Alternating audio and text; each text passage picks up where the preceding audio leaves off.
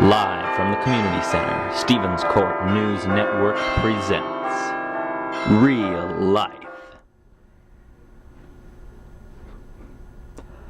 Okay, are we ready to go? When should I start? We're on the air right now. Yes! So I should start right now? Okay.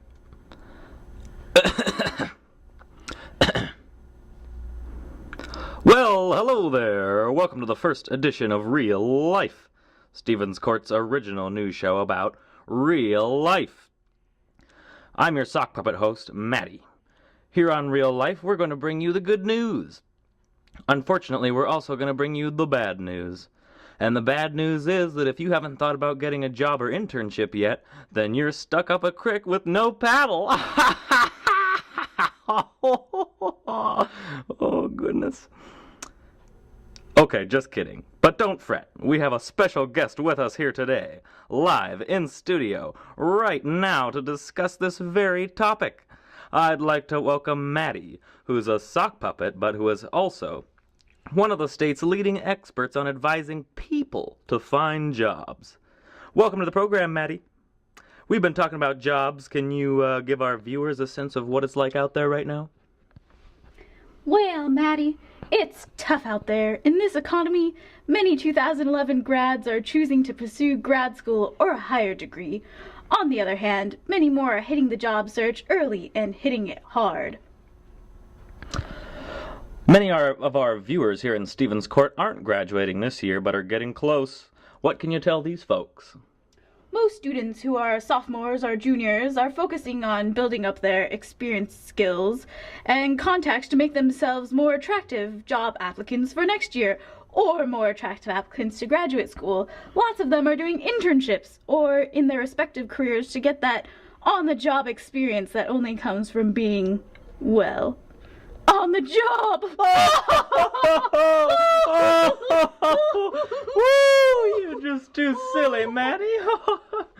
Well, my goodness, what incredible advice. You're just too funny. So what do students need to know about applying for internships and jobs? Well, Maddie, first of all, students need the internet. They need to get online and find deadlines. Job openings and summer internships typically have application deadlines that students need to know about in advance. Tell us more. Please tell us more. You know, I would just add, if we had time, that most jobs and internships will require letters of recommendation. Students should start thinking about professors, employers, or people who know your work well and can write you a good recommendation. They'll need advance notice. Also, yes. Practice some commonly asked interview questions ahead of your interview and make sure you're prepared for that as well. Thanks, Maddie. We really appreciate your words of wisdom. It was beyond amazing to have you here today. We've got internships, application deadlines, letters of rec, interviews. It's daunting. It's complicated. It's a lot to sort through. Is there anybody out there on campus who can help? In fact, yes, there is. For more, we're going to take you out to one of our field correspondents, Maddie. Maddie, as I understand it, just sat down with the counselor from the Career Center. Take it away, Maddie. Thanks, Maddie. Over the past couple hours, I sat down with Patrick Chidsey, who is a senior career counselor at the UW Career Center, which helps all UW students cross the bridge from school to work. Patrick encouraged Stevens Court residents who are thinking about jobs and internships to come on down to the Career Center. Have a look at our interview. So, Patrick, thanks for giving us a bit of your time today. You're welcome, Maddie. I'm happy to be here. We just have a few questions for the folks back home about some of the resources that you offer here at the Career Center. All right, fire away. So we would like you to tell our viewers at home a little bit about how the Career Center can help them find jobs. Well, the UW Career Center works with students, undergraduate students, alumni, even graduate students of all areas of interest and backgrounds. So I'm a career counselor. I meet with students individually in one-on-one appointments, and we also have workshops, tons of different events. We have online resources that you can use 24/7, and we just have a very small but very dedicated and savvy team of people that are very committed to student success. So So Patrick, what should students be doing now who are going to be graduating this spring in terms of finding a career? Well, first thing I would suggest is take a deep breath and don't freak yourself out.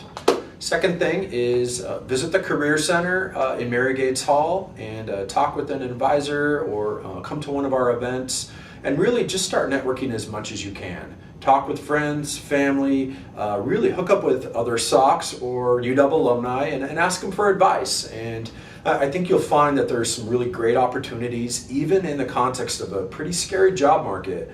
There's really neat internships and jobs to be found. Chances are they're not going to fall in your lap, so you got to go after them. What about students who are not graduating but are looking for summer jobs and internships? Well, I think those students can be really proactive and start working on trying to set something up earlier than later. So reading emails from their departments about fellowships or research or internships, talking with family, friends, UW alumni about where they've interned and maybe try to get some referrals and come to some events. We're having an internship fair. We have a database full of internships and jobs. The undergraduate research program is really great for undergrads. Even grad students can really find some neat opportunities if they start early. So we know the Career Center offers some great resume workshops. But for people who may not have time to come to those workshops, what are some general tips that you can give to make sure people have strong resumes? Great question. Focus your resume as much as you can to the positions that you're applying to, which could be making some adjustments to your objective, your summary qualifications, maybe even emphasizing some important skills or coursework that an employer is looking for. So in a nutshell, don't send a generic resume to everything you apply to. Try to focus and customize. Another thing is don't have any errors on your resume, so definitely have it proofread. And one-page resumes are best for most of us. So if you're having a hard time with formatting or getting it all on one page or even deciding what to include, then look at some of the resume examples that we have in the career guide. And also we have an online audio workshop on effective resumes and cover letters that you can access through the Career Center website if you can't make it to one of our workshops.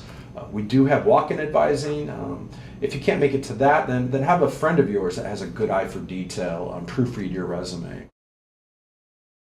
So Patrick, what can you tell us about students who are interested in applying to grad school? I'm a big fan of graduate education. The Career Center supports a lot of students in exploring graduate school, talking about or thinking about whether they should even go, and definitely through the nuts and bolts of the application process.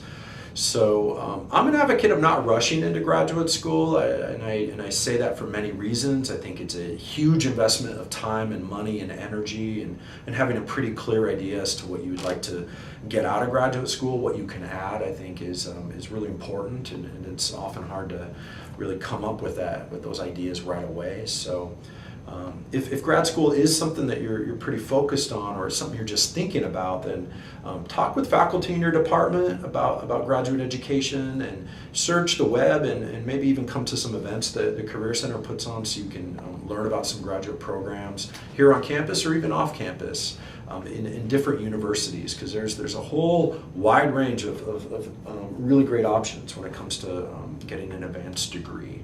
And ultimately, it's going to take some time and a lot of organization and a lot of materials that go into presenting a really strong graduate application. So don't rush through it, and definitely ask for some help if you'd like some. So what are some upcoming events that you have that you'd like to share with our viewers at home? Oh, great question. There's tons of events always happening on this campus. It's one of the reasons why UW being in a big area like Seattle, it just makes it really convenient for employers, alumni, and students, because we can all come together and attend neat events and really just get connected. So government career fair, there's a serve and protect fair, there's a diversity career fair, spring career fair is our largest event of the year, tons of small, really intimate networking socials and career exploration panels as well. So I think one of the best things you can do for your life and for your future and your career is get off the couch or put the computer down and show up to an event and meet some people. So The Career Center has an active and regularly updated Twitter and Facebook account. We also have a Google online calendar that you can subscribe to so that you can really be in the loop and really in the know with what's happening.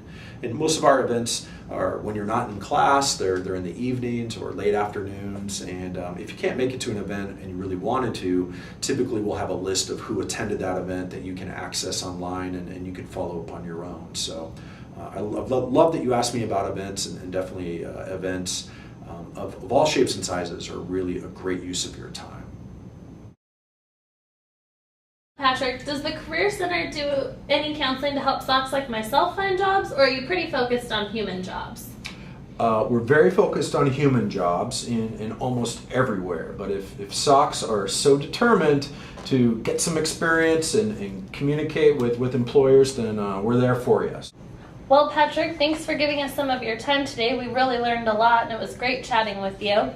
Well, Maddie, thanks for the opportunity. I've never been interviewed by a sock puppet before, and it was a lot of fun. Thanks very much to Maddie and Patrick for that report. Before we go, a quick public service announcement. Please don't leave dirty socks strewn about on the floor of your bedroom. It really hurts when you're walking around and step all over us. I mean, it really hurts. So please, pick up your dirty socks and place us gently in the laundry basket away from harm. Thanks. Well, that's it for the first edition of Real Life. We hope you found our program to be entertaining and informative. In our next edition, we'll explore all the ways you can keep your apartment clean and spotless. So until next time, see you next time.